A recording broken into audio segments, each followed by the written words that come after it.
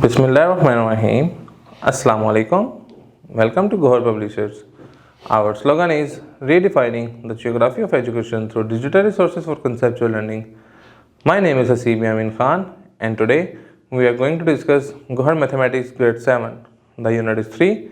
The title of unit 3 is Scale and Scale Roots. Scale and Scale Roots में आज का जो हमारा लेक्चर वो है हमारा है वर्ड प्रॉब्लम्स कि हम स्केल और स्केल रूट्स को जो हमें वर्ड प्रॉब्लम्स का सामना करना पड़ता है रियल लाइफ में हम उसको कैसे सॉर्ट आउट कर सकते हैं।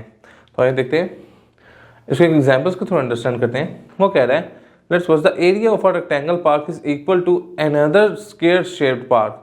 एक जो रेक्टेंगुलर शेप पार्क का जो एरिया है वो किसके इक्वल है, एक और स्क्वायर शेप का एक पार्क है उसके इक्वल।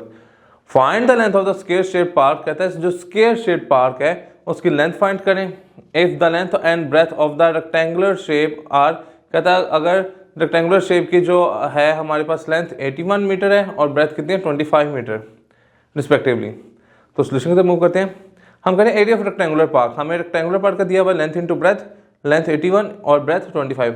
81 को जब 25 से मल्टीप्लाई किया तो 2025 हमारा क्या आ गया, area of a rectangular park. Rectangular park का हमारा इतना एरिया आ गया। एज वी नो डैट, कहता है हम देखते हैं कि area of square shape park, जो स्क्वायर शेप पार्क का जो एरिया है वो किसके बराबर है, एरिया ऑफ रेक्टेंगुलर पार्क। जितना रेक्टेंगुलर पार्क का एरिया है उतना ही स्क्वायर शेप पार्क का भी एरिया है। तो हम क्या करेंगे, area of square shape is equal to जितना आप रेक्टेंगुलर का है वो इसके भी इक्वल होगा, तो ये भी 2025 आ गया।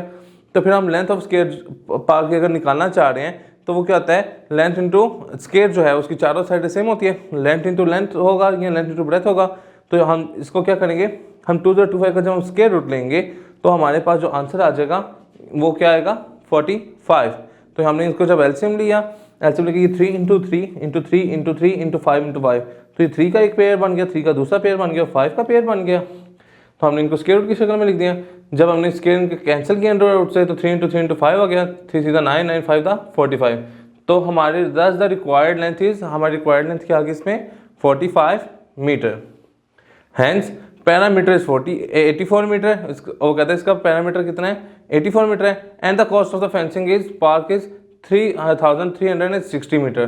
तो इसका जो हमारे पास कॉस्ट आएगी वो 3360 मीटर आ जाएगी। एग्जाम्पल 7 में मूव करते हैं। वो कहता है what should be the multiplied the number, कहता है हम 180 को किससे मल्टीप्लाई करें to make a perfect square, कि ये परफेक्ट स्क्वायर बन जाए। तो कहता है हम देखना कि परफेक्ट स्क्वायर बनाने के लिए क्या हम इसको किससे मल्टीप्लाई करें, तो हम क्या करेंगे, सिंपल सबसे पहले आप इसके फैक्टर मालूम करें। जब हमने इसके फैक्टर मालूम किए तो देखें ये 2 9 द 18 0 आ गया, 2 4 the 8 1 carry, 2 5 the 10, 3 1 the 3 3 5 the 15 और 3 5 द 15। अब नीचे जो 5 है वो सिंगल आ गया। देखिए 2 का भी पेयर मौजूद है, 3 का भी पेयर मौजूद है, लेकिन 5 जो है वो सिंगल है। तो हमने क्या लिखा, 2 का पेयर 3 का पेयर इंटू 5, 2 का पेयर इसने स्क्वायर बना दिया, 3 का पेयर इसने स्क्वायर बना दिया। अब 5 के साथ एक चीज़ मिसिंग है, तो हमें परफेक्ट स्क्वायर बनाने के लिए क्या करना पड़ेगा, 5 को इटसेल्फ के साथ ही मल्टीप्लाई करवाएंगे तो हमारा परफेक्ट स्क्वायर बन जाएगा।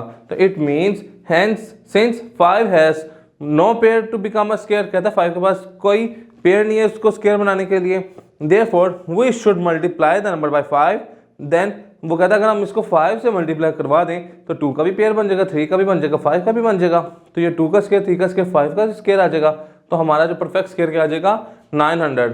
तो हमारा आंसर, इसको परफेक्ट स्क्वायर बनाने के लिए हमें 180 को 5 से मल्टीप्लाई करना पड़ेगा तो हमारा परफेक्ट स्क्वायर बन जाएगा। जी स्टूडेंट, तो आज का लेक्चर हमारा यहाँ पे मुकम्मल होता है। इंशाल्लाह नेक्स्ट लेक्चर में मुलाकात होगी। गौर पब्लिशर ज्वाइन करने का शुक्रिया। अल्लाह हाफिज़।